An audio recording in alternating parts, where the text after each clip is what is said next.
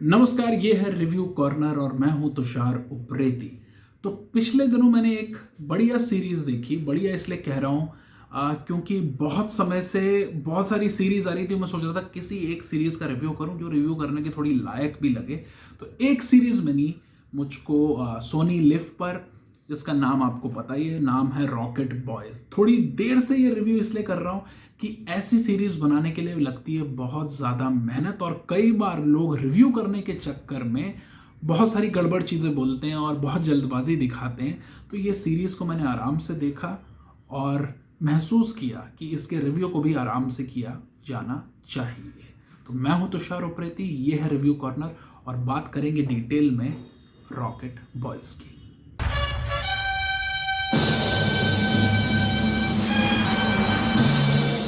भारत के दो सबसे बड़े साइंटिस्ट होमी भाभा और विक्रम साराभाई की जिंदगी से कुछ दिलचस्प चीजें लेके ये सीरीज बनी है और पूरी कथा जो है उसके इर्द गिर्द बुनी गई है।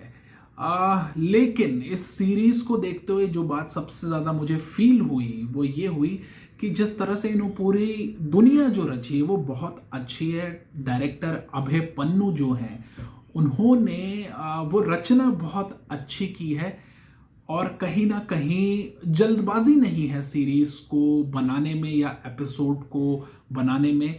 ये दर्शकों से उल्टा डिमांड करती है कि आप वक्त निकाल के इसको देखें। कोई ज़रूरी नहीं है कि अगर ये वेब सीरीज है तो एक गंदी आदत सबको पड़ी हुई ना, बिंज वॉच की, एक के बाद एक के बाद एक के बाद एक। बिल्कुल ऐसा करने की ज़रूरत नहीं है। तो मैं इसे बिंज वर्ती सीरीज नहीं मानता हूं। मैं ये मानता हूं कि इस सीरीज को एक एक एपिसोड लेके आप देखेंगे तो ये आपको ज्यादा बेहतर लगेगी। तो कहीं ना कहीं इसके जो निर्देशक हैं अभय पन्नू और इसके जो क्रिएटर हैं निखिल आडवाणी, जाना माना नाम है फिल्म इंडस्ट्री में, जिन्होंने बहुत सी फिल्में बनाई हैं, तो उन्होंने काम बहुत अच्छा किया है।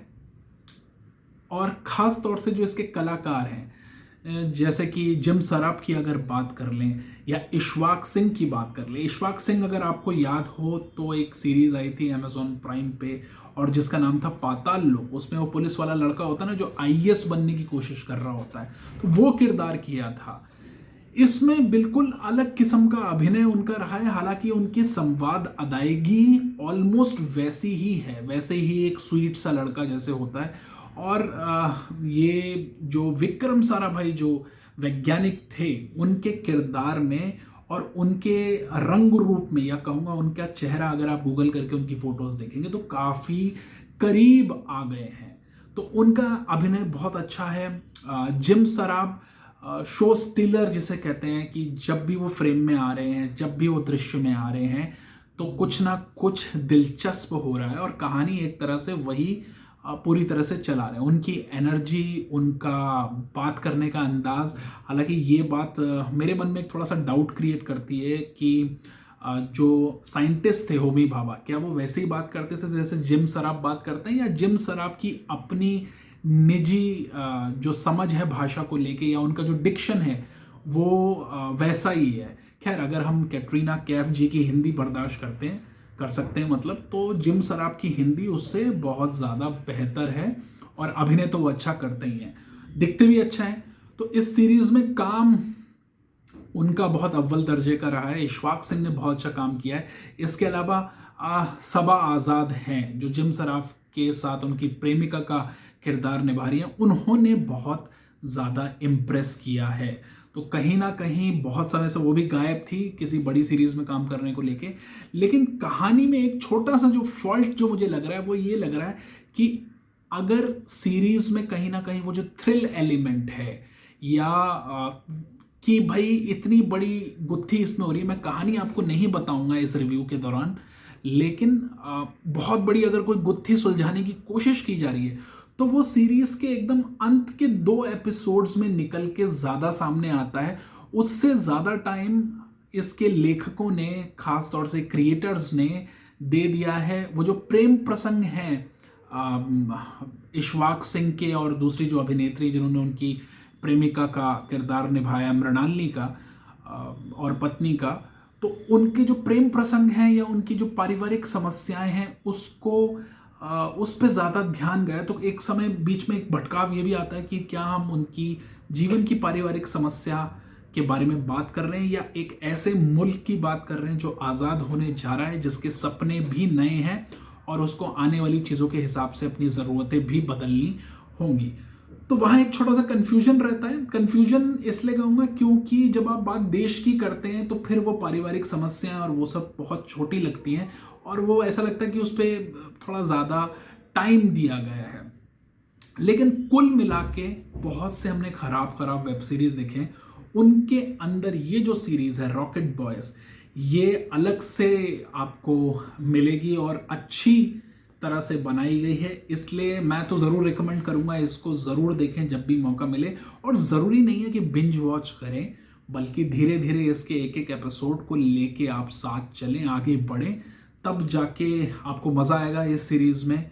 और भी बहुत सारे कुछ अभिनेता हैं, मैं उनके नाम भूल गया हूँ, ज़रा नाम मैं आपको बता दूँ।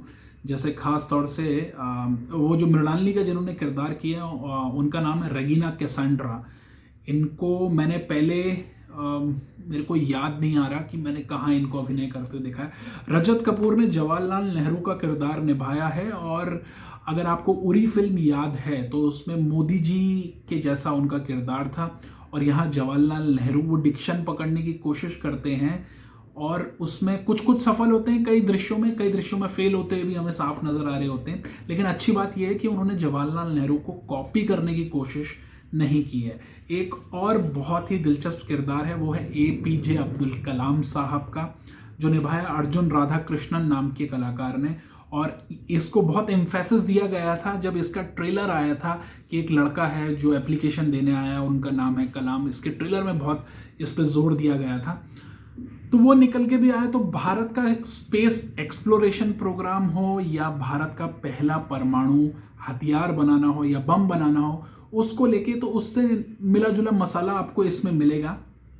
इसके अलावा नमित कपूर हैं इसमें, एक दिलचस्प किरदार उन्होंने भी पे किया है। और सबसे ज़्यादा जो मुझे अमेजिंग लगे इसके अंदर इस पूरे सीरीज़ में, वो लगे रज़ा मेहंदी, जो एक नेमेसिस या एक दुश्मन की तरह जो एक साइंटिस्ट हैं, उसका किरदार निभाने वाले देवेंदु भट्टाचार्य। जैसे जैसे वक्त बीतता गया है, देवेंदु भट्टाचार्य वैसे वैसे निखरते रहे हैं, उनकी कला और भी ज़्यादा बेहतर होती गई है और इस सीरीज़ में भी वो पूरी तरह से छाए रहे हैं। जब भी दृश्य में आते हैं तो ऐसा लगता है कि कुछ दिलचस्प ज़रूर होगा। तो ये मेरा एक छोटा सा रिव्यू है, छोटा सा इसलिए कि मैं अभी भी मान रहा हूँ कि इस सीरीज़ को आप बिंज वर्दी समझ के ना करें कि भाई क्योंकि ये वेब सीरीज़ है तो फटाफट आपने देख लेना है और उसमें आपको मज़ा नहीं आ रहा क्योंकि अर्जेंसी नहीं है इसमें जो कमी है वो एक कमी ये भी कि अर्जेंसी नहीं लगती एक से दूसरे एपिसोड की तरफ जाने की। वो एक इसकी सबसे बड़ी कमी है कि रिविलेशंस बहुत अच्छे नहीं है जहां एपिसोड खत्म हो रहा है ताकि दर्शक दूसरे एपिसोड की तरफ जाए। खासतौर से वो दर्शक जो इन दो बड़े साइंटिस्ट के बारे में बिल्कुल कुछ नहीं जानता है, इनके जो योगदान है उसके बारे में बिल्कुल कुछ नहीं जानता है, लेकिन फिर भी आपको ये सीरीज़ मेरे हिसाब से देखनी चाहिए। एक बार तो ज़रूर कोशिश कीजिए, शायद आपको मेरी कही बात याद आए। तो ये है रिव्यू कॉर्नर, मैं हूं तुषार उप्रेती। आगे भी बात करते रहेंगे बढ़िया सीरीज़ की, लेकिन जिस किस्म का अभिनय जिम सराब ने और इशवाक सिंह और देवेंदु ने कर दिया ना, हैट्स ऑफ है बॉस। धन्यवाद।